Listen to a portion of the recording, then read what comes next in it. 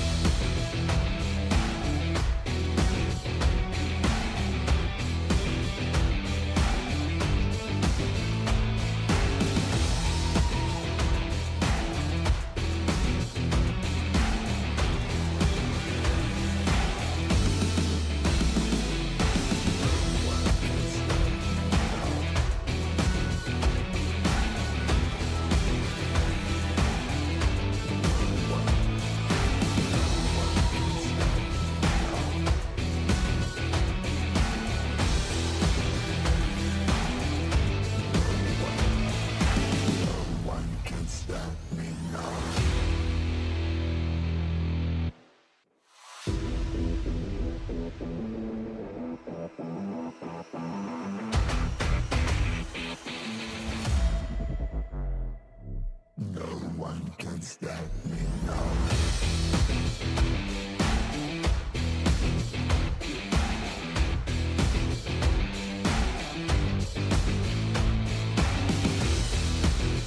Can't stop me now.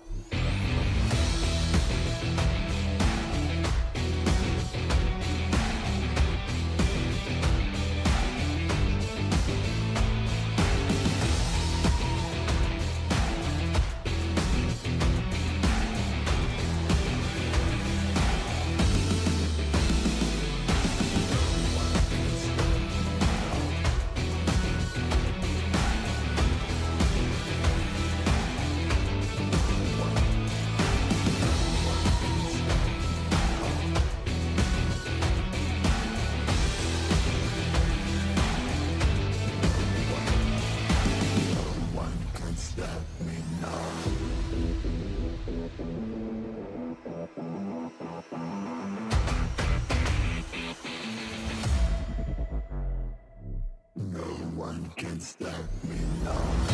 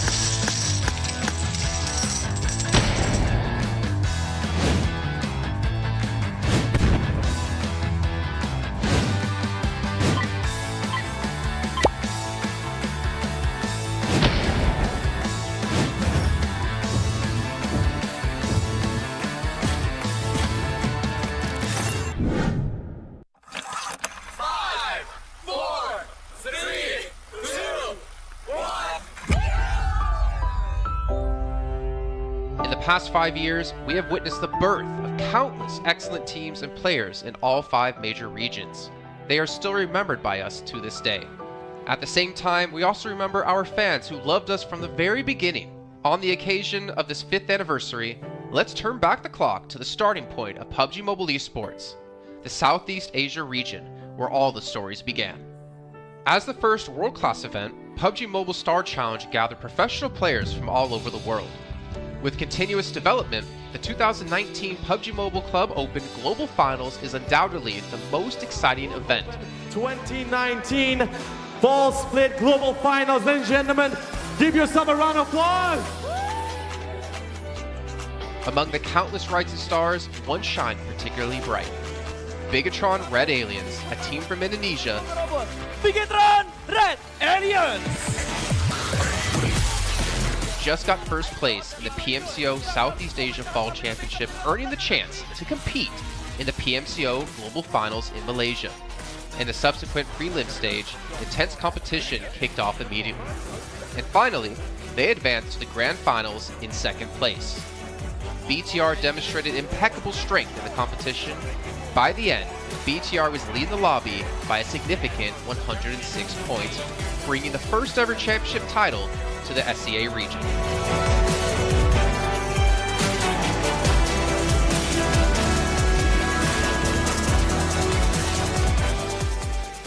Di saat itu siapa yang nggak kenal dengan nama Bigatron gitu? Tim yang punya segudang prestasi, mereka juara dunia di PMCO Global Finals tahun 2019. Mereka banyak banget melahirkan pemain-pemain berbakat, Zuxi, Luxi, Ryzen, Microboy. Terus habis itu Zuxi, Luxi juga saat mereka menjadi juara dunia, mereka berada di masa prime-nya mereka banget. PUBG Mobile Esports always strives to develop and grow year after year. That's why we made sure to continue the support and build the SEA region. In 2020, the improvement of the competitive schedule introduced the World League, which later became the World Invitational. We also launched the PUBG Mobile Pro League, where even more outstanding teams joined the competitive stage. In the 2020 PMWR, BTR once again clinched the championship in the East. This had given Southeast Asia the title of the strongest region in the world. They hoped to continue their legacy at the PUBG Mobile Global Championship, the pinnacle of PUBG Mobile Esports. However, BTR was not able to repeat their performance from the previous year. Two teams is going technical. This round, winner, chicken dinner, Nova XQL. With the rise of Team Nova, countless brilliant moments were had, but this also left many players with regret. After BTR Red Alien won at the Global Championship in Kuala Lumpur, we thought C region was the best. We thought nobody could beat C region except maybe RRQ Athena, maybe Illuminate the Murder, maybe Mega Conqueror, but C region was the best at the time. And we get to the league. We heard of a team called Nova. We thought maybe this team is not that good. On the contrary, they owned all the teams. They were very good. Let's move forward to the year 2021. With continuous efforts, more teams and players joined the Pro League. For example, Xavier, who placed 3rd in the 2020 PMWI East League, also secured 2nd place in the PMGC East League. FaZe Clan also made their debut on the world stage. Có thể nói 2021 là năm thành công nhất của Dingo Xavier trên đấu trường quốc tế, khẳng định vị thế và tên tuổi của Việt Nam vô cùng mạnh mẽ. Còn với FaZe Clan, đây là năm đầu tiên họ đặt chân đến với giải đấu cao cấp nhất của PUBG Mobile, nhưng lại khiến tất cả những đối thủ khác đều phải dè chừng và e ngại. Undoubtedly, the year 2022 has brought the greatest changes to the SEA region. Vampire Esports emerged, dominating 2022 PMWI, winning both the main and after-party tournaments, while also setting records for most chicken dinners, most eliminations, and more. They were not only facing competitors from the SEA region, but from all over the world. Everyone was talking about VPE and wondering if they can maintain their performance at the Global Championship or if it was just a stroke of good luck. On the last day of the 2022 PMGC Grand Finals, VPE won 3 chicken dinners alone, moving from the bottom of the table to 6th place, achieving the best result for the SEA region. They pulled off another miracle, but sadly, it was not enough to win it all. In 2023, VPE continued their impressive performance. They once again won everything at the 2023 PMWI. 2023 PUBG Mobile World Invitational Champions, Vampire Esports!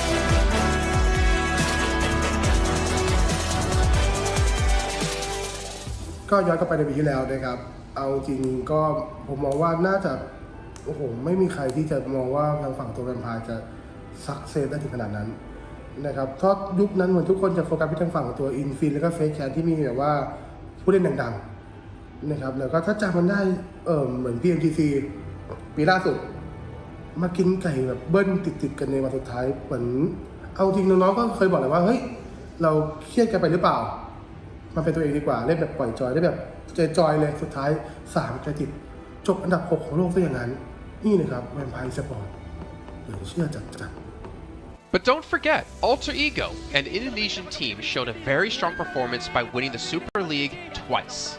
The SCA Super League was an upgrade to the previous championship, which by many is considered to be the most competitive league in PUBG Mobile. They could potentially become the next legend of the SCA region. Untuk dibilang legend, gua rasa belum sih untuk Alter Ego. Walaupun mereka sempat ngedapetin back-to-back champion untuk di PMSL 2023, itu menurut gua hanya sekedar untuk ngasih pembuktian gitu bahwa Indonesia tidak kehabisan pemain berbakat. Ya mungkin contohnya Rosemary gitu. Datangnya dia ke Alter Ego tuh bener-bener jadi ujung tombak untuk Alter Ego. Dan gak berhenti di Rosemary.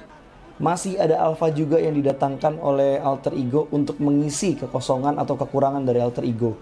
Dan gue rasa PMGC 2023 ini akan menjadi ajang global championship pertama gitu untuk Rosemary dan juga si Alpha. Jadi wajib banget kita nantikan performnya mereka di PMGC 2023. Dan please di notes pastikan tonton Alter Ego sampai akhir.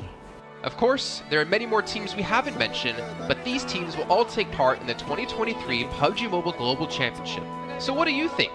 Who will be the ultimate winner in this year's PMGC? Will they be from SCA? Well, there's only one way to find out. Greetings, PUBG Mobile players! The long-awaited Frost Festival is about to commence. In the new version 2.9, we'll be introducing battles filled with a frosty atmosphere. Snow Battle is coming to town. Furthermore, you'll also get to experience updates to World of Wonder and Classic Mode. So let's dive right into it. In the Frost Festival, we'll be bringing you a series of snow-themed content, including a new Snowy Village-themed area, fun interactions with snow pals, and snow-themed items for more gaming fun and excitement. When miraculous December comes, the Frosty world will undergo some magical changes. Stay tuned for updates. Don't miss out.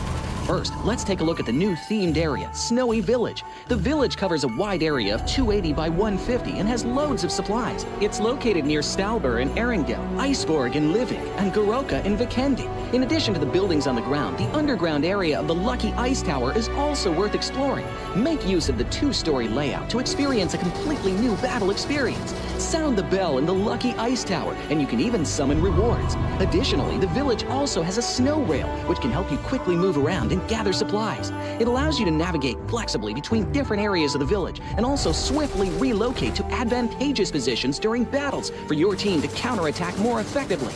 Of course, you should always remain vigilant to avoid becoming the target of an ambush. What's more, the village also features a special 2-seat vehicle, the Reindeer. It's also a great choice for transportation as it allows you to swiftly move all over the map.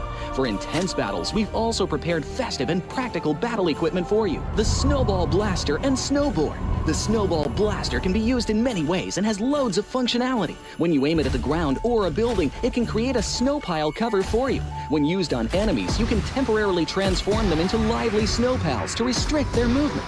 When facing bodies of water, you can use the Snowball Blaster to freeze the surface so that you can walk on it. It's definitely a practical yet entertaining weapon.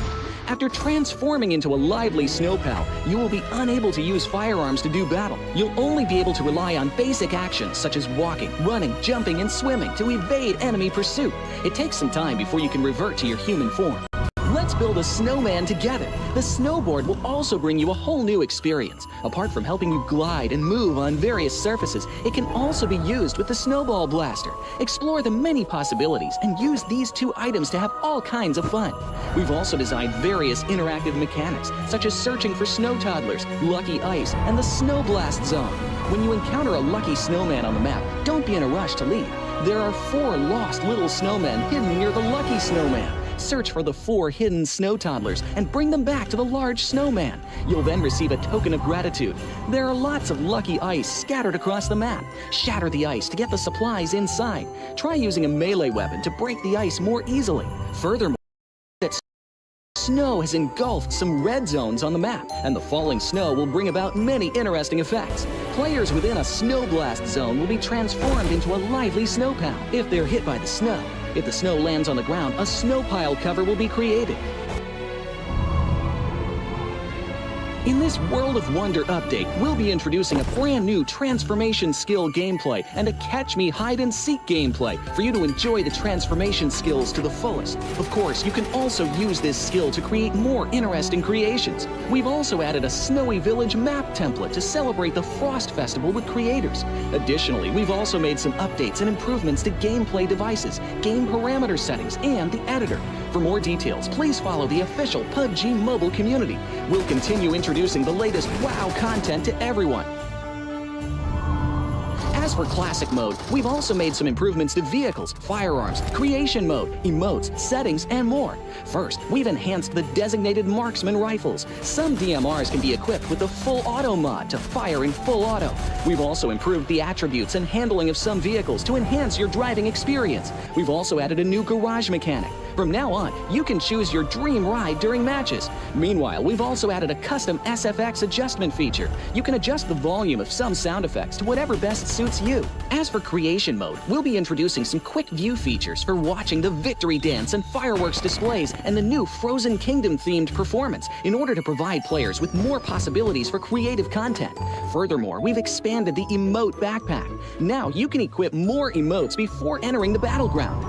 That's a wrap for the main content in this new version. In addition, new content will be added to the popularity battle event, Metro Royale, and season rewards. For more details, follow our official PUBG mobile community. Snow Battle is coming to town. Winner, winner, chicken dinner.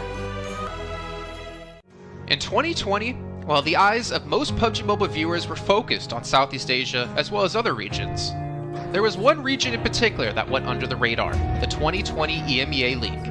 Numerous teams from different regions were fighting for a spot in the 2020 PMGC. Among them, the teams from the EU region were the most dazzling. Kanina Power, which had previously won 3rd place in the 2020 PMWL West League, managed to break through and eventually won 6th place in the 2020 PMGC. Class Steel Athletics from Turkey also successfully took 8th place. For the entire EU region, this was a great start, and in the future, the EU region would grow into an even stronger region. The EU region seems to have endless potential.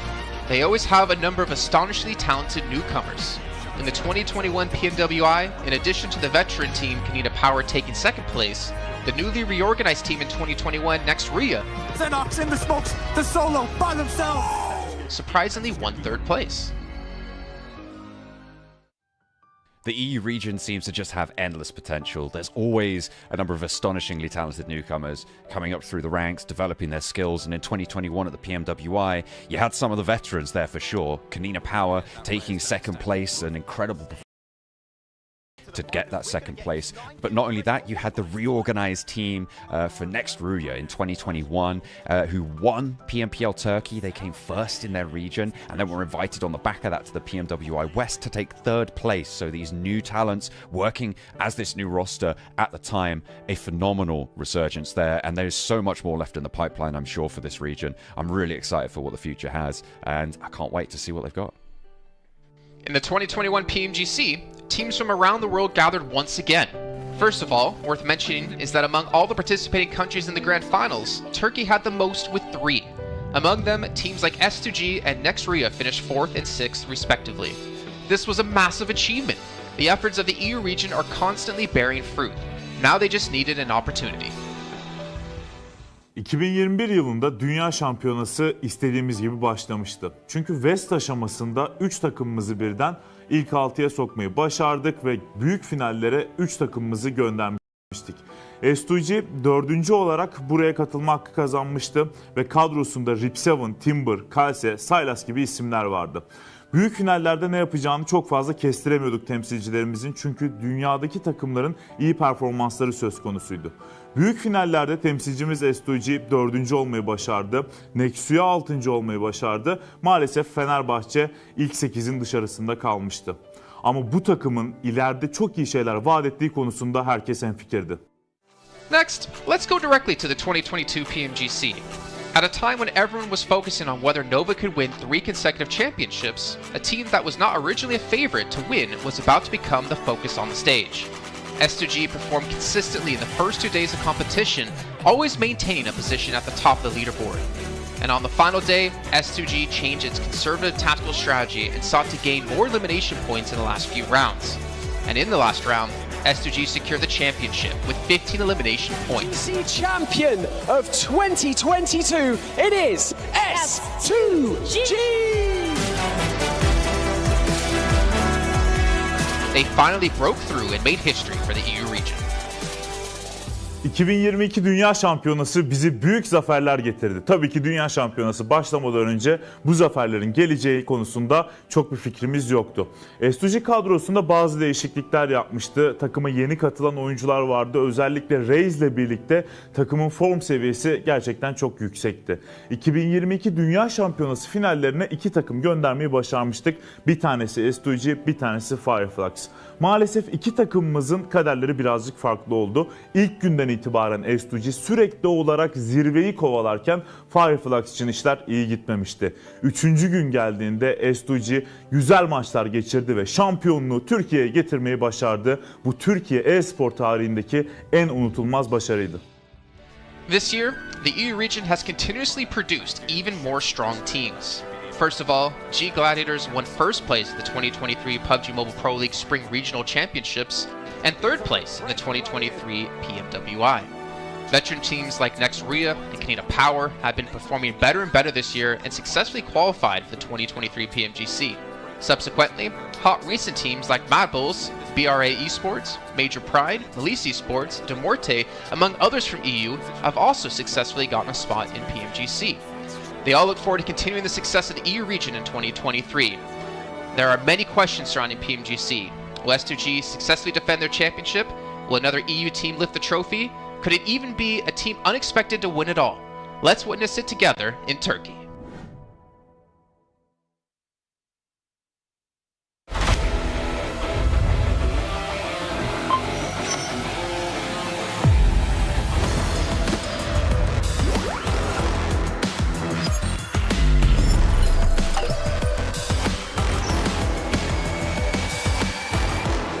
Gold Investigator. Join the Investigator team and let's protect the game's fairness together. 2023 Popularity Annual Gala event tutorial. Hey there, welcome to the 2023 Popularity Annual Gala. We've introduced a brand new competition and upgraded rewards. You will have to go through 10 rounds of 1v1 matches and compete to become the first ever PUBG Mobile Popularity Annual Gala champion. So let's get right to it. New competition, ladder competition. The Popularity Annual Gala event will be utilizing a new ladder promotion system. Players' initial ladder grade will be determined by their battle points at the end of the first round. Ladders are divided into 6 grades: Triple S, Double S, S, A, B, and C, with Triple S being the highest. Ladder promotion rules. Players are ranked based on the popularity they gain during the battle period. For rounds 1 to 9, the ladder results are settled at the end of every round's battle. Apart from ladder grade C, each ladder has 100 spots, with the top 20 promoted, the middle 60 retained, and the bottom 20 demoted. If you're trying to move up the ranks, be sure to stay within your ladder's retained threshold or higher before each round is settled. Additionally, ladder grades can only be promoted or demoted by 1 grade at a time, so your performance in the assignment round is crucial. Be sure not to miss it. Final showdown. Based on the rankings from the previous 9 rounds, round 10 will be the decisive showdown to determine the final rank and ladder grade placement, including the champion of the 2023 Popularity Annual Gala, who will emerge as the ultimate winner. New exclusive rewards. At the end of round 10, rewards will be issued based on the player's ladder grade and final rank. For outstanding players, they will receive exclusive rewards that can showcase their supreme honor both in and outside the game. In-game rewards include the honor title, honor name tag, and honor avatar frame, which are sure to make you stand out. Moreover, there are also physical trophies, interviews, custom-made popularity gifts, official social media promotion, game exposure, and other exclusive honorable rewards. Gain global renown both in and outside the game. What are you waiting for? Participate in the 2023 Popularity Annual Gala now.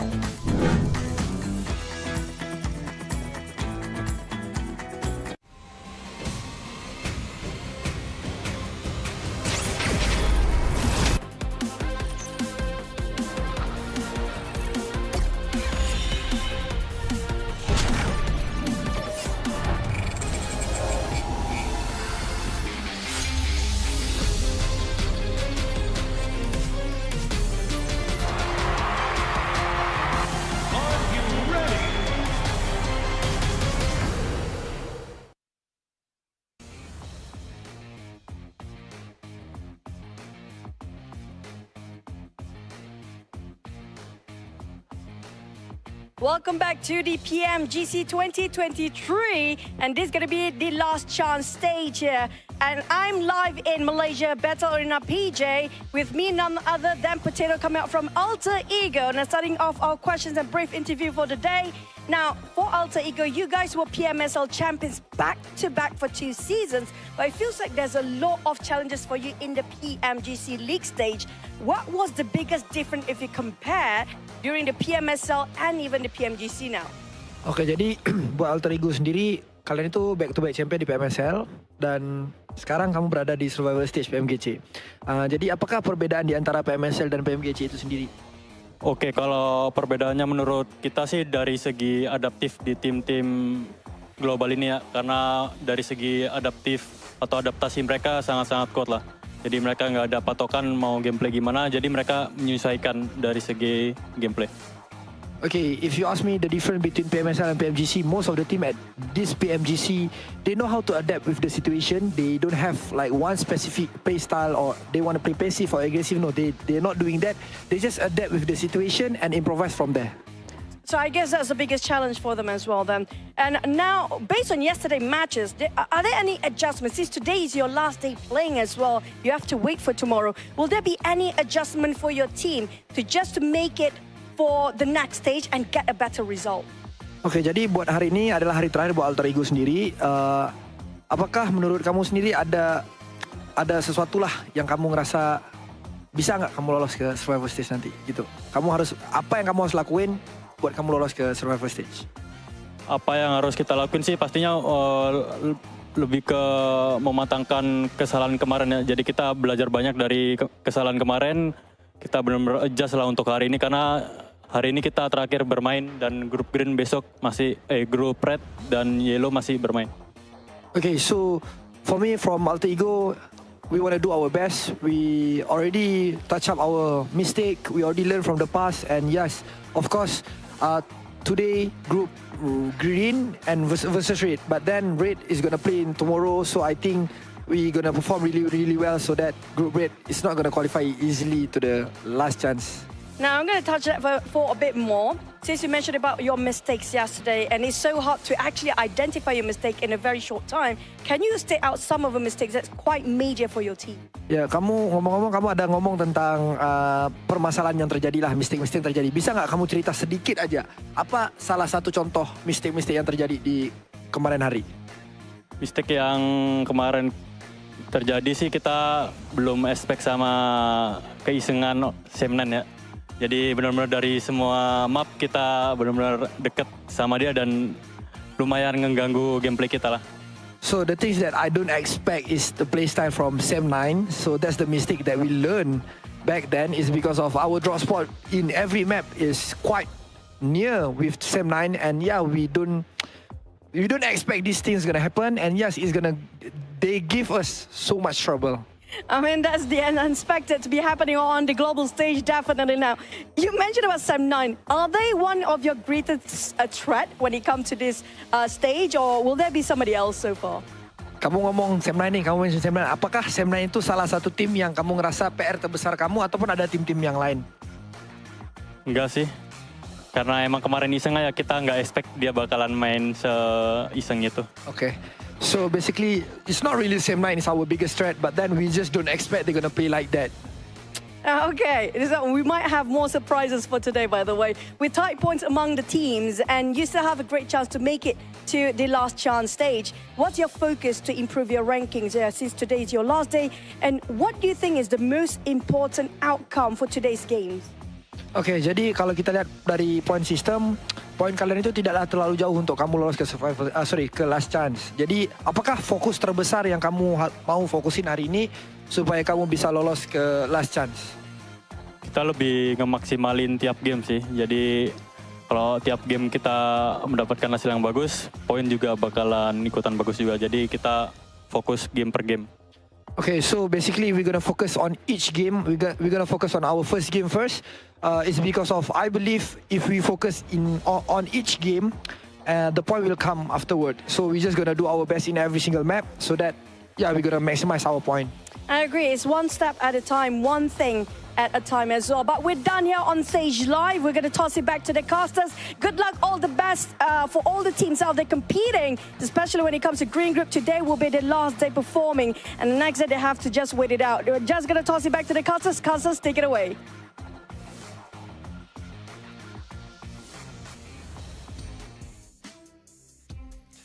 Well, as you heard there, Potato, Altigo, and all the teams from Group Green, this is your last chance, your last 6 matches to get as many points as possible and potentially keep yourself in the safe zone. I'm Jason Kaplan, and we got Maxman and Kalaris here on the desk to break down everything happening, obviously, yesterday and what's to come up today. And honestly, Max, well, no, I'm not going to go to you, Max. I'm going to go to Kalaris first. Altigo had a rough day, to say the least. Yes, they did, and I VOD reviewed them quite extensively. So obviously we heard in the interview there that, Sem9 was one of their downfalls. Luckily for them, they're not playing today. However, I think that is not the issue for them. Yesterday, the issue for them in 4 games out of the 6 was unnecessary risks. You think back to the Sandhawk, you get caught in the water, BTR takes you down, you're done.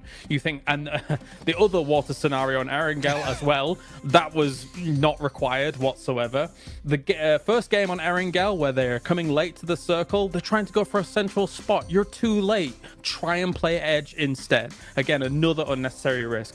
And then finally, Sem9 on Erangel being able to take them out when they're trying to find cars, right? So all of these unnecessary risks that they're taking could be easily mitigated if they're just playing a bit more mature PUBG Mobile and trying to play a bit more of a controlled style.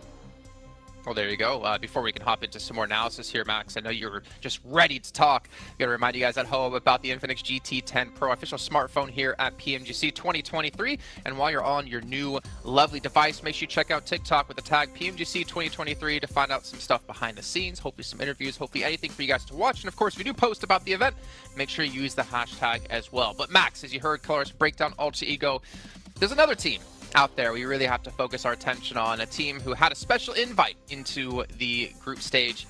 It's G Gladiators. I don't know. I don't know if I want to talk about them. I'm making you talk about them. I don't know. I want to talk about them. I mean, Gladiators, we expect more, right? I still believe in the Gladiators cheese. They're going to cheese until the very end here, Jason. They're going to maybe qualify to the survival stage, to the last chance, should I say, with just a few points. But I want to look onto other teams possibly, because we got also a big shift of groups, right? And one of the few teams that's been added to the mix today that I'm especially excited to see play is going to be Enigma Galaxy. They played exceptionally well back in their Group Red, and especially with Coops, he was the second top fragger of his group.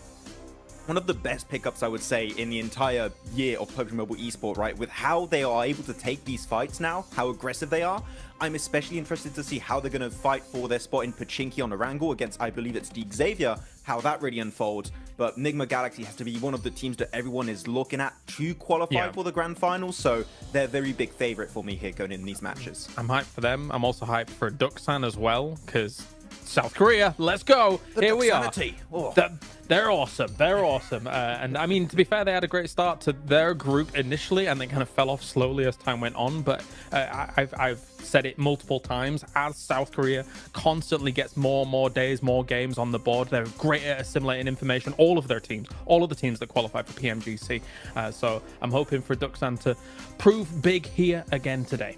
That was great analysis about Gladiators, by the way. I was going to say, well, that's great stuff to talk about, obviously, Enigma Galaxy and Duxan. But, Max, I really want to hammer home about Gladiators here. My attention actually are over towards potentially Inco Gaming, because obviously they've seen their brethren teams of Alpha 7, of Loops, of Influence Rage perform pretty well. I'm curious to see if they can rise up and be another Brazilian strong power team. But also Hyper, because the roster they ended up fielding in Group Red wasn't the roster they ended up fielding in Americas, or the team they ended up fielding in North America PMPL.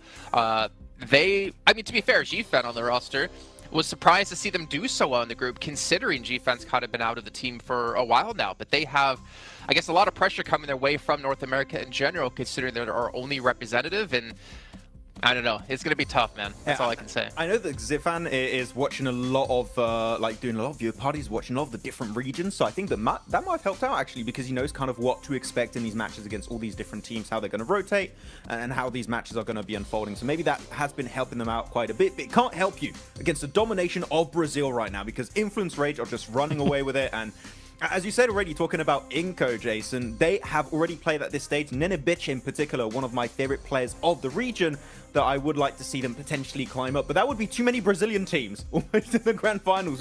There can't be all of them. That's not possible. Or could it? I don't know. We'll see. Obviously, still a lot to come up down the way. But we can see a comparison here of Mad Bulls up against Enigma Galaxy. And Mad Bulls obviously struggling when it came to placement points, able to put up a ton of eliminations and obviously double chicken dinners as well. We could see just obviously the performance when it came to group stage quite different when it came to eliminations. For me, Enigma Galaxy, I do feel like they were the one surprise for me, especially out of Group Red, to not advance through to the grand final straight away. I mean, they just fell short of Morph by a few points here and there, because Enigma Galaxy had a great start, and we know this team as a very formidable roster. I mean, I think a lot of people put a lot of stock in if Coops is gone, then if he's eliminated early, then maybe they don't have much legs to stand on. But I don't necessarily hugely agree with that. Of course, he is a force to be reckoned with, right? And somebody that is going to be sitting very strongly with him, as you can see with the 43 eliminations. But this team still is able to play a macro game, even if Coops is gone. It's just that he is quite the powerhouse to speak of. I mean, thinking back to PMWI, Max, we did see Coops kind of be similar to Nomi, similar to Matic. He was kind of off by himself, but also the funny thing was he was the tip of the spear, it seemed, in most parts. He would be like the first one to cross the roads to get position for his team, but he'd be so confident and so successful to be able to do that it allowed Enigma Galaxy to kind of adapt their style quite a bit to how Coops can perform to his best. If you're Enigma Galaxy, you don't need an IGL. You just need to, Coops is engaged, we just follow Coops.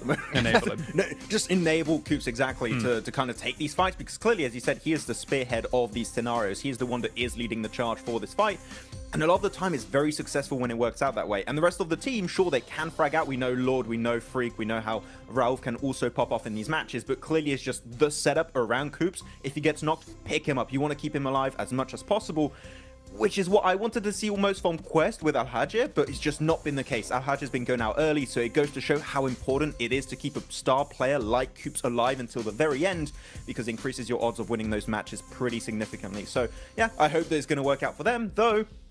If you're looking also on this graphic, Radio Seal, currently Reject, we had some great moments, right, Kalaris, in the group stage, but they've been a little bit invisible currently at the start of this tournament. There's still a bit of time for them to come back and hopefully qualify for the last chance, but Reject have not had the start I was expecting, and that might be also off the back of that long break between Group Green and now this point of the tournament. Honestly, I have a bit of a grim outlook for Group Green, in my opinion. We'll also take a look at some of the highlights, because, I mean, you've got 6 of their teams not able to make it happen yesterday, right? I think Alter Ego was the top out of those 6 teams with 22 points, and that's kind of why I focused on them a little bit in my VOD review from day to day, because I do feel like Alter Ego is the one that can try and get out of that rut that Group Green has put themselves in yesterday, because it is their last chance today.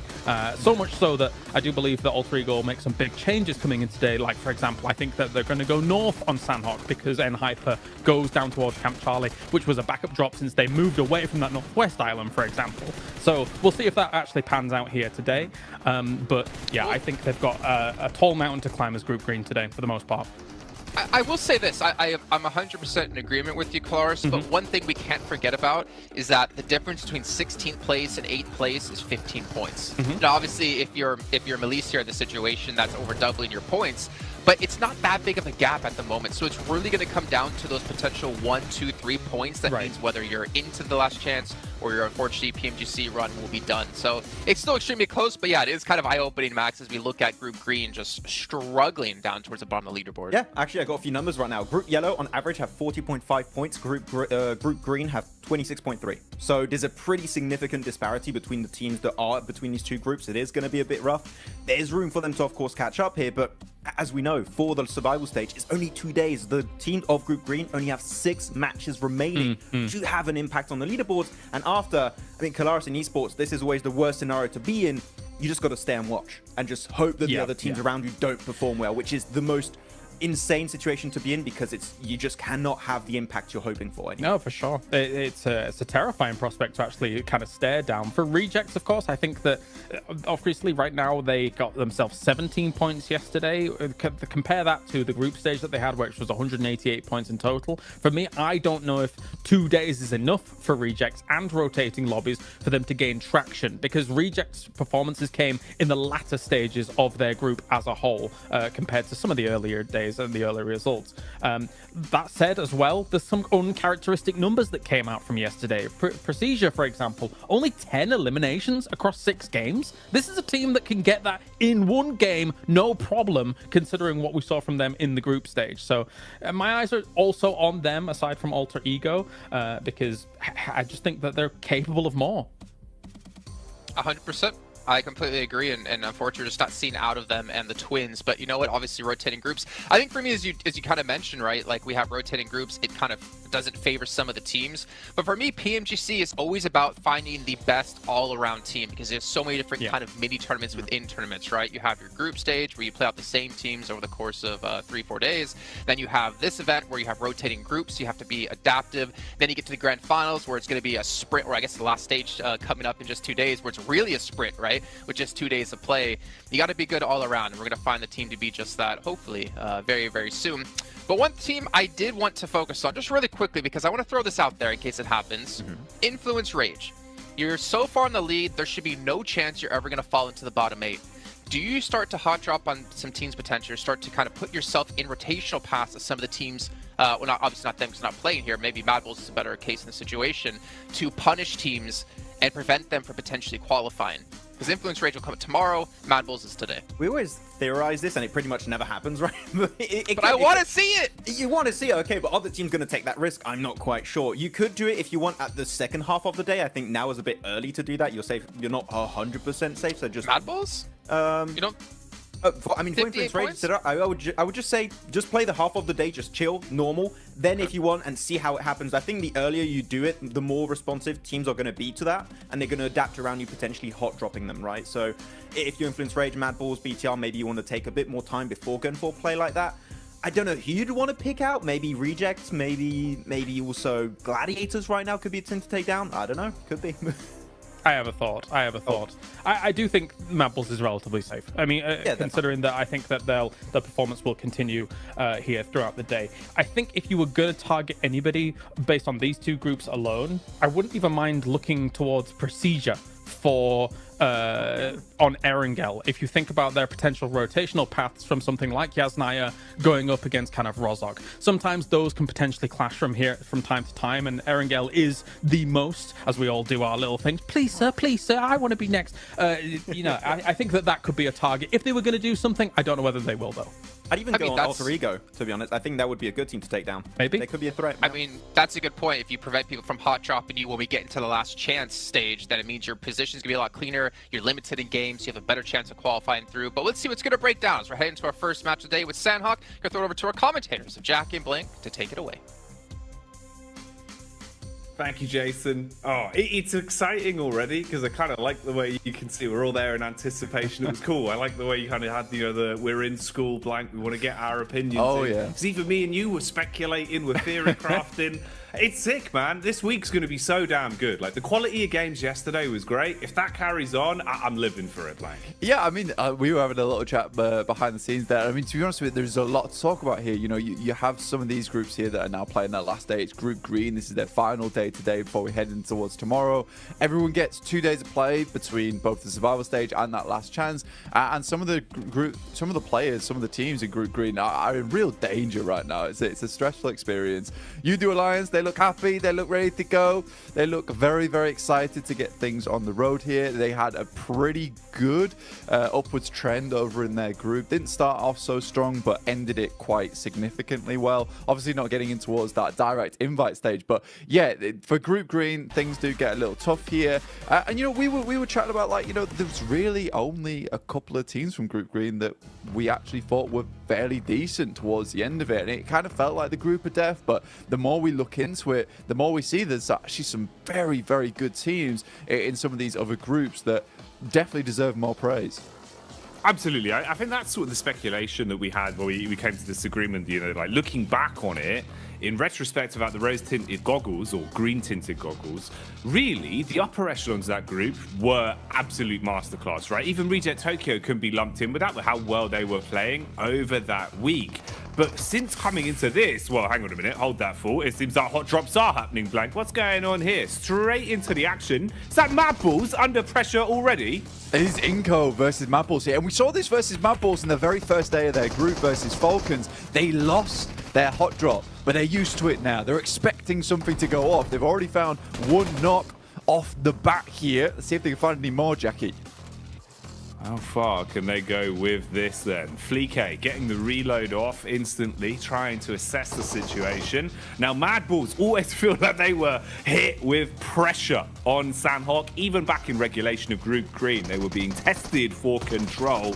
Inco are the ones that are starting to show up here, though. Early damage done. Fleek down by the DBS. Another knock coming in, blank. Bit of a trade, but now we're seeing them both be severed. Lots of damage across either squad now. It was one apiece, but Inco were able to get that res off there. Vitali will finish off Fleek in the meantime. Zerich desperately trying to hold his own. Becker trying to head down the stairs. Nice little peek out coming through from Inco. Only one Mad Bull left remaining, but it's Tulika. He was having a fantastic day yesterday. Not about to let this game slip out of his hands, but he's only got one teammate left to bring up. But a huge amount of damage onto Squash.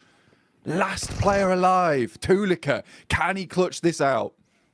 Oh, is it going to be burned clutch like a used car salesman? Drop down for Squash, seeing if he can clear his way through as the bullets come flying. Tulika calls for the backup of his teammates, rotating further over so he's got room to try and pick him up later if possible. Doesn't peek off the back of the bait of the movement either, so Squash still holding. Frozen expires, and it's all on Tulika for good. No chance of getting his teammates back, so worst case scenario has happened here. Even if either one of these solos get away and give up the final elim, you have crippled yourself coming into the opening game today. And this is it, blank. They've got to roll with the punches now. Yeah, Neighbor Galaxy also having a little peek in here with Ralph off in the distance alongside with his teammate. So this fight is not going to go well either way for both squads right now. Tulika is on the broadside, will be spotted almost immediately. This shotgun that Squash has found himself alongside with the SK-12 that he's currently holding on to, it is just stressful to deal with now for Tulika indeed. One shot will be enough to take him down unless he's at distance, but for the Mad Bulls, this is still sort of an important fight to win out on, right? You do not want to be losing your spot in Ruins. You don't want people to be feeling like you're an easy prey come towards that direct invite towards the PMGC, that global championship. So for anyone watching, all the other teams are already qualified. You know, Mad Bulls having to put on a bit of a performance here, a bit of a display. Goodbye.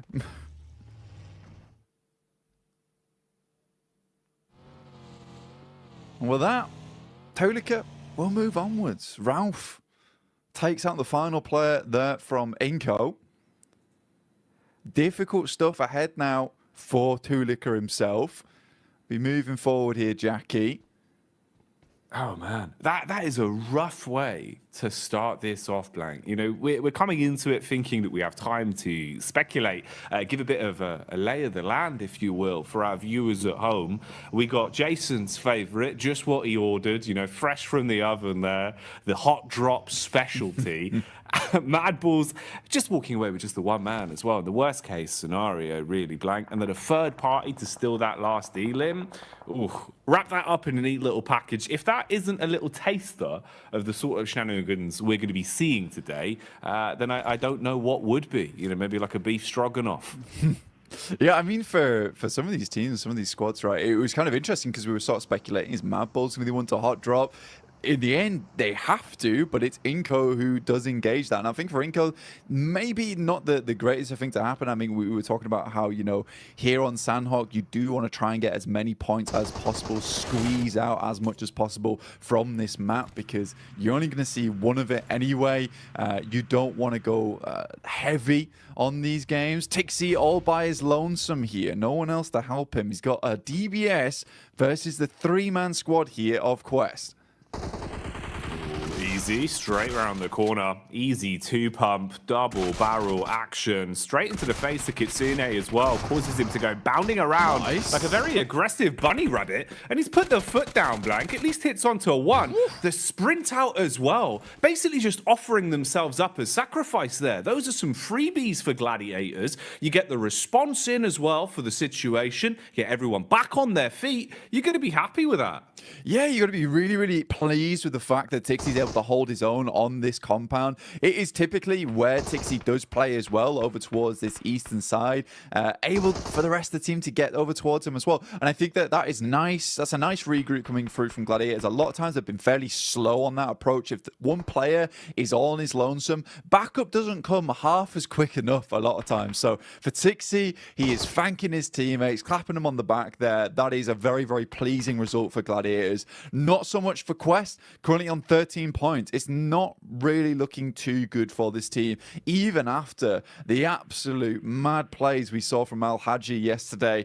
I don't know how much further Quest is going to be able to get into this tournament, but I think next year is going to be a really good year for Al Haji, no matter what team he's on. I think they've done well, at least in kind of winning the hearts of the fans a little bit as well, with the time we've seen from them on camera, the way they've come across in their interviews, and the resilience we saw, at least in regulation, back in Group Green, right? You know, for them to actually fight through and even still be in the tournament in a position where we can still be talking about them right now, Blank, at least for me, was impressive. It just felt like there was a little bit of room for them to get another step forward. It's a shame how some of the games have gone for Quest, especially yesterday. It was rough. It was raw. Misery back on screens here, though.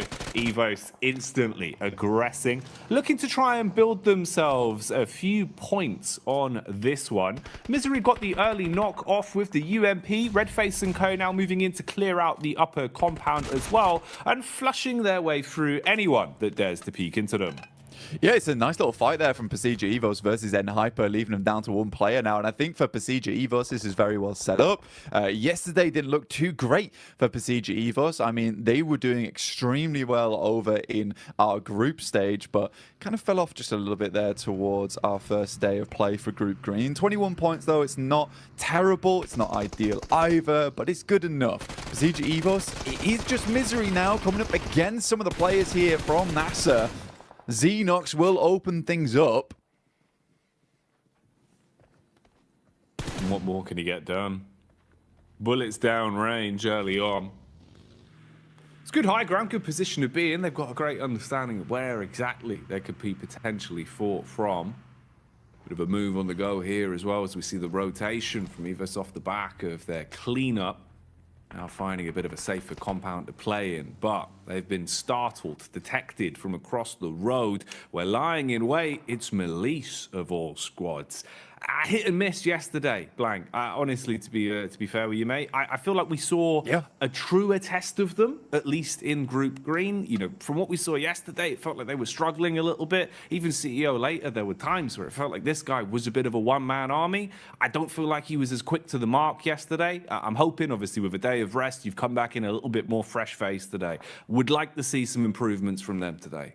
Yeah, I mean, for the Turkish squad, it's just a little bit difficult for them at the moment. I mean, they've been making a lot of right moves. And I think for an Edge team that likes to kind of read into opponents' movements around the map and cut the legs out from underneath them, they did a good job of it in terms of theory, right? In theory, where they were playing, it was all fantastic. Then they were going down to these engagements. They weren't always able to win it out very cleanly with a four-man squad going onwards and just clearing from there. And they ended up just losing games very early on. And this kind of the risk with playing Edge a lot of times whilst you're holding out and guarding those Edge sides is that if you get into an engagement there, you lose it, right? There's not much chance of getting very much further into the game. For other teams that like to leapfrog from Edge and then send towards a kind of a middling position between the center of the circle and the outer side of it, you have much more chance to get further into the game and maybe pick yourself some pretty consistent placement points off the back of it. And we had a really good conversation as well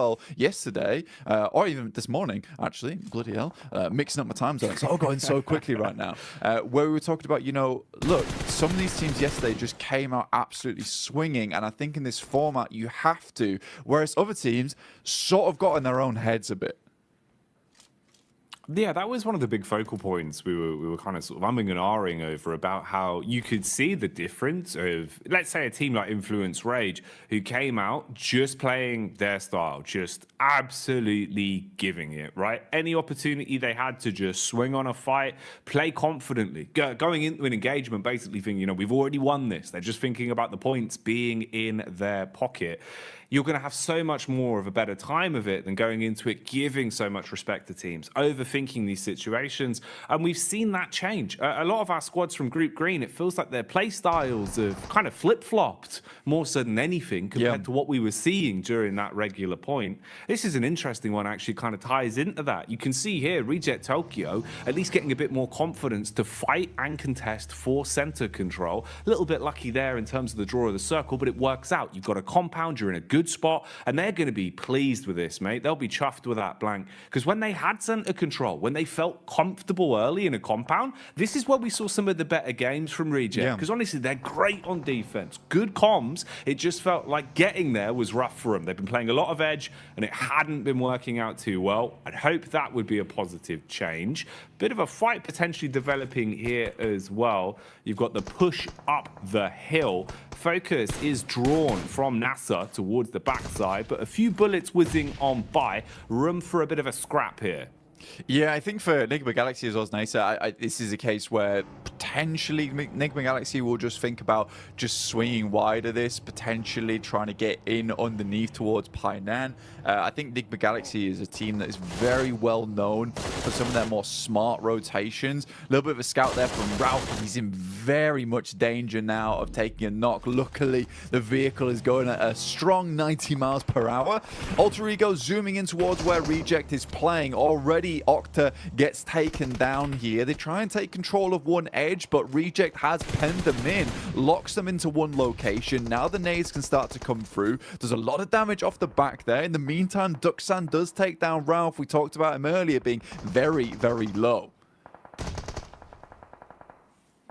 Pins pulled on the nades for Alter Ego, looking to see if maybe there's a way they can defend themselves with these bad boys. Problem is they've already taken so much damage. Reject Tokyo setting themselves up. They're trying to reset in terms of the defense and readjust what positions they're playing from so they can support each other a little bit easier. There is nades in play as well. Reject Tokyo normally very good on lining up those double nades. That could be something to come back towards. For now, we'll see what's happening up on the hillside as well. There's been a bit of commotion here. Teams have been making their presence known, and that high ground control is going to be worth its weight in gold the longer this one goes on. So pressure being applied there. Rotation coming in as well. You've got Alliance on the move as they start to make their way over. Drop in the smoke so they've actually got some cover to work with. And you'd need it because Melissa are close by and they're eagle-eyed, Blank. They've got eyes like a hawk. Yeah, for Udo, this is probably one of the toughest rotates currently happening on around the map, where they're sort of locked in between DX as well as Malise Esports, and DX has a fantastic control of his high ground. Something we saw a lot from them yesterday is identifying some very strong positions on the map, but also being really good at holding them down. Not necessarily always in compounds, just in certain areas of the map where they have that high ground control. They can play around a little bit of hard cover and go from there. Circle moves very hard towards that north side. Now, that is a little bit of grace given towards MB Esports. They can use that to their advantage. Udo Alliance, they take a knock in Flax, and a quick heal goes over towards Fatah there. So very, very immediate response from Udo Alliance, but I don't think it's going to be enough here. I think they're just caught on with the worst end of the stick out of the lobby. Probably the only team that's going to suffer in the next minute or so, I would say.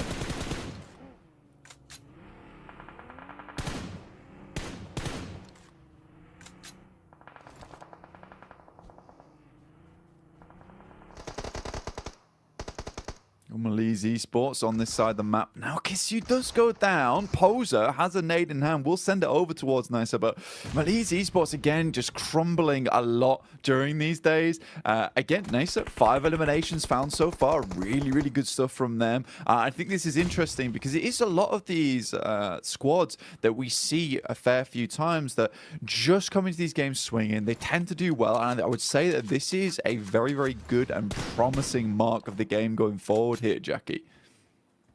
I'd agree with you, man. It feels like, actually, you know, we're getting into a bit of a groove now, a bit of a stride for some of our teams. A lot more aggression displayed early game as well here with the culmination of the 2 groups we have in today's lobby for survival stage.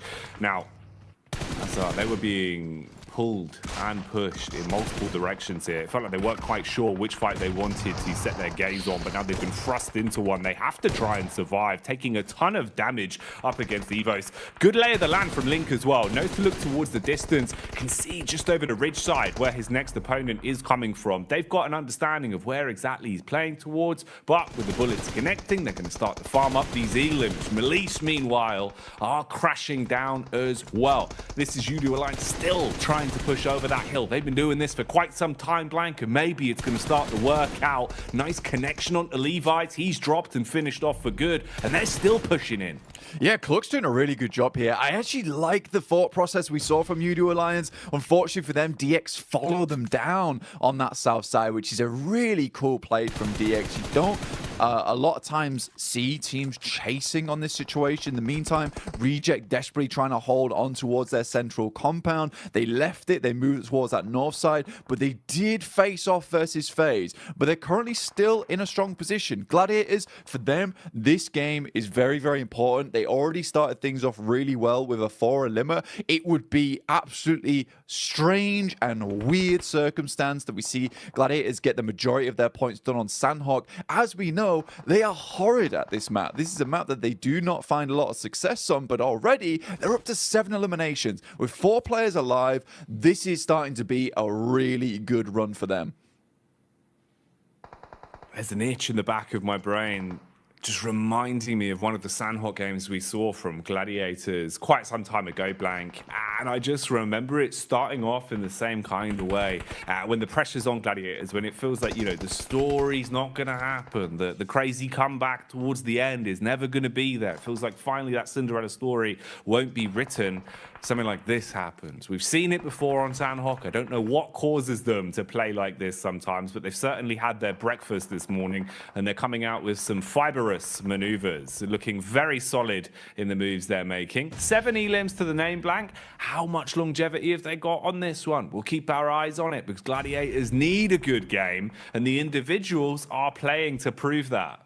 Yeah, they desperately do. Right now, facing off versus Duxan, not an easy team to go up against. MB Esports, they lose Fistboy on a knock. That's to DX, who are doing a really good job over on this eastern side, just clearing their way through. Up to 3 eliminations now. Alter Ego also chiming in. Bit of a better rotate from them over towards this south side, able to take over that compound that Reject were holding on to. I think a lot of that comes off the back of the fact that Gladiator was able to get some really good pop shots between the windows, knock some of the players from Reject very much slow slow them down, bog them down. More nades sailing in from Gladiators, taking out the remainder now of Duxan. FaZe spots out some of the players from Gladiators, will take some pot shots towards them, over towards that western side.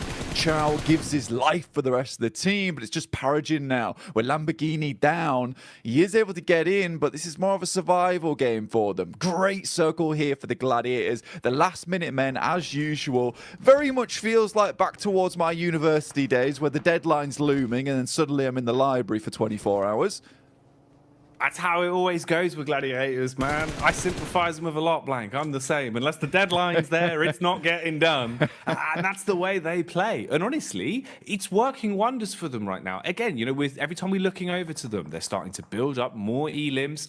And like you're saying, zone-wise as well, they're in a good position to make a play off this. The one awkward encounter in the dead center as well is Reject Tokyo, now basically being the Reject duo, with all of FaZe in full force around them as well. So not really what you want to be. A bit of flat sharing going on, and that's illegal. It's called subletting, Blank. FaZe are going to clap back onto DX as well, finding a way to peek through the windows. An assault onto Paragin. That's an unlucky knock.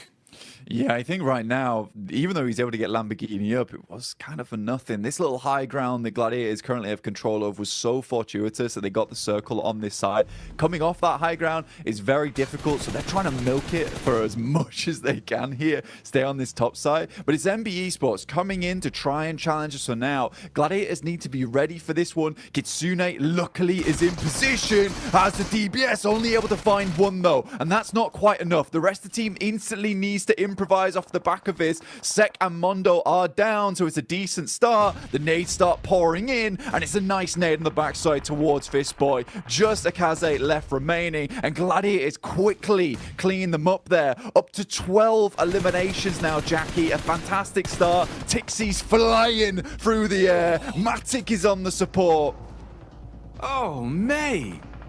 This is perfection put together so precisely from Gladiators right now. That was beautiful. The nade work to defend after the crash was on point, and then straight back into hungering for more elims. The peek down the hill, beautiful connection on the aim skill as well, and we get left with our final four. A scrappy one at that as well, Blank. Alter Ego still alive. They were able to find what remained of Mad Bulls and shut them down, but they've now had the same done to them. Peek out from Sarah Biceps, and with a smooth right hook, he's wiped them off the face of the battleground. 3 squads remain. Gladiators currently on the outside edge right now. It's FaZe with a very strong position. Alter Ego still need to work their way in as well, but they went out earlier on. Reject holding on. It's a good little game for them, but for the Gladiators, more points would be absolutely gorgeous for them here. If they could win out this game, they'll send themselves tumbling towards that top side of the lobby after just one match. So 20 points. Realistically, if they can get themselves 25 after this, they'll be very, very safe. It'll give them a buffer. They still will need to put in the work after the rest of the day, but they'll be in so much better stead. And taking that pressure off yourself this early on in the day is so, so nice. Taking the pressure off themselves and applying it to Reject Tokyo. Problem is, though, it's not going to turn them into diamonds. It seems like they will instead just buckle under the pressure. Bit of a peek out here from FaZe, though, as Gladiators encroach further on the compound, closing in on them, using their utility to try and blow Lufa out of the equation. Nade after nade barreling through. Swing from FaZe on the stairway as well. And that connects. Meku left black and blue, down on his last legs now, as they first onto him. Gladiators with only a duo remaining, Blank.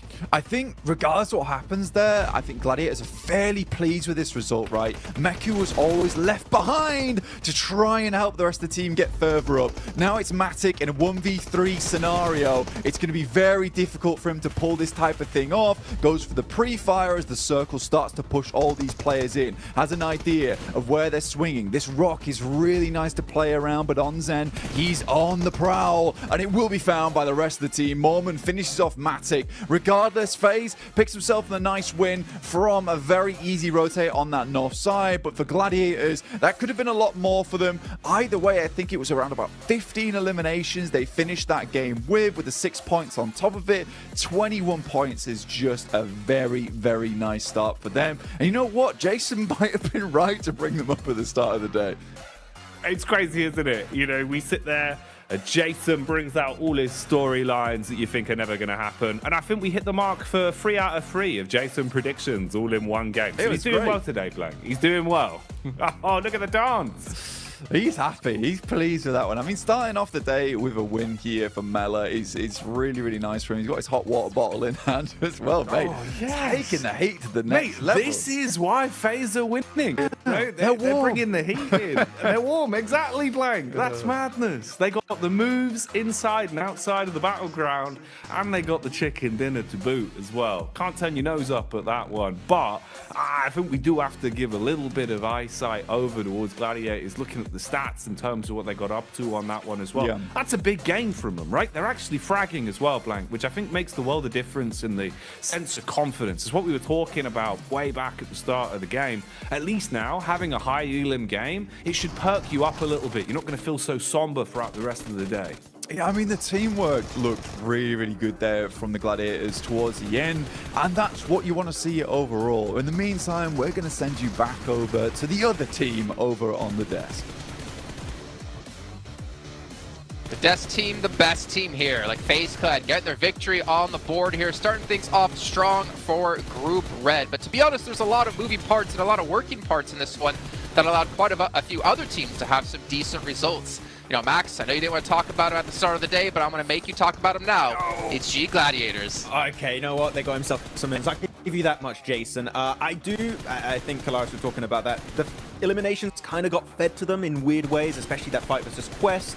Alter Ego changing their drop location to the Eastern Island, and Mad Balls fighting Inko, which means that their rotation path here, Jason, is completely free. Even if you rotate late, you can make it through Trifecta, you can get access to Bootcamp Hill, and off the back of that, they can just start blasting at so many other teams like Duxan, Alter Ego, and get 15 eliminations on the board. They needed those points here because they were in a tough spot before here, and they already doubled their points. They had 20 points before this match, and now extra 21. That is massive for Gladiators.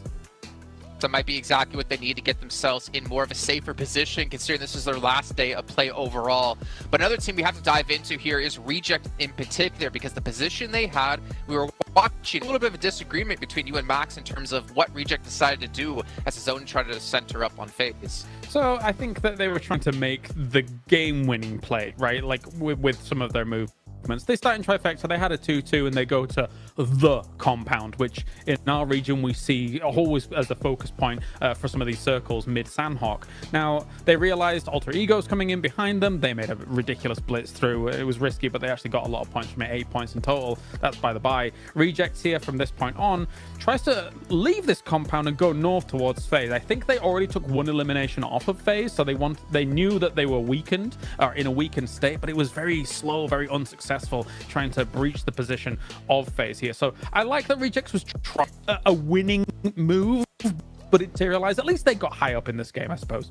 Yeah, I think that the situation they were in with Alter Ego playing the Road Trifecta compound is you want to work with Alter Ego and stay in that compound for as long as possible to gatekeep other potential threats later on down the line. If you stay there with Alter Ego, you eliminate Nigma Galaxy, Deke Xavier, Duxan. You can also maybe eliminate some players of Gladiators as they get pushed down Bootcamp Hill, and off the back of that, you can transition through the rocks, maybe make over to FaZe. I think that was the better approach, but to be honest, the moment Deke Xavier died, right, Kalaris, they could play those rocks and survive super fine to the match. So it ended up working out, but I think there was maybe another option available. But that's the cool thing. There's so many ways to play it that you don't know which one might be the best at the end. I mean, yeah, I get what you're saying, like a symbiotic relationship in that compound for a little while. The thing I look at it is that they got third in this game, and would they have probably have got third if they'd have stayed in that compound as well? Yeah, probably. Yeah. But would they have got first? Almost absolutely not. So I think that, you know, they were trying to go for it all, and obviously it didn't pan out. Yeah, and again, trying to make those plays that are really important for them, considering Reject coming into this one from Group Green. So they only have, well, now 5 matches left to go. They have to get as many points as possible. They have to make sure that to make the right decisions, though, as we did look at a drop as well between Mad Bulls and Inco. And Mad Bulls, a team that it really doesn't matter for them, right? They're pretty much safe into the last chance. For Inco, though, at least them trying to scrape by as many points as possible. I think they got 3 with the eliminations. They're realizing, okay, well, this is not going to work out. Let's try to salvage with something. But they have to maybe look forward now to the next 5 matches. Yeah, you don't forget the best part of that fight here, Jason. You just Rauf come in like, sit down. just get rid of them right away. That was a good bit. That was a good bit right there. But yeah, it's a hot drop. It is normally Inco that would have to change that drop because Mad Bulls, as you touched upon, Kalash, during that game, already so comfortable. It is currently their fight to win currently in that position. If they win it, they clear it for the last chance. And Inco, they're just going to be maybe completely out of that position from the get-go. So yeah, Inco, cool. It's fair enough. There's only 1 of these maps per day. But you might want to try and think of avoiding those as much as possible because it can really impact your results over only 2 days worth of play. That is such a small amount of time that these hot drops can really impact your position. Yeah, it would be even especially more huge if there was more than 1 Sandhawk per day, right? But there's very little interest in giving up your position when you've done as well as you did like yesterday as Mad Bulls. One thing I do want to mention really quickly, because you said it while we were watching the game, and I kind of really liked the idea of it. We did see Altigo change the drop location, as was mentioned already on the desk here. They went up towards Cow. But then when the zone started to shift away from Quarry, more centralized, and they were on the east side of Quarry, you were talking about what do they do here in this position. And Clarus, I wanted you to bring that up just really quickly. Yeah, again, they're just playing really risky PUBG Mobile. Like going for these wide rotates, going up against Quarry, which is a very difficult place to transition away from. They have to bomb it through to try and make something happen. If they'd have come in from the north, it might have just been an easier time. But yeah, they did all right. But it's, again, very risky PUBG Mobile here. Yeah. High risk, potentially high reward for Altigo, who desperately need every single point they possibly can in our final 5 matches. And it's time to head into our second match of the day, which is our first Erangel of the day with Jackie and Blake.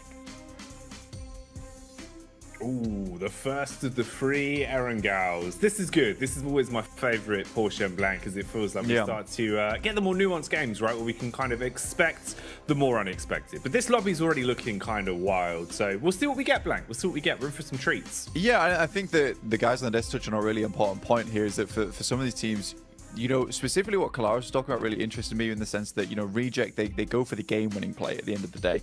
And I think you have to do that now. You really do have to go for these sort of things because, honestly, for Group Green, we know that this is their last day of play to get in towards that survival stage, not be in the bottom 8. And again, because you are the group that's playing the first 2 days in a row, you don't play the last day, you don't really know what marker you're aiming for, right? You don't know where that bullseye lies because no one is on that 16th position where it's just fixed, and you can think to yourself, we only need to get this amount of points to get in. So you have to push it to the max every single game, and I think that some teams are realizing, I would say too late at this point in time,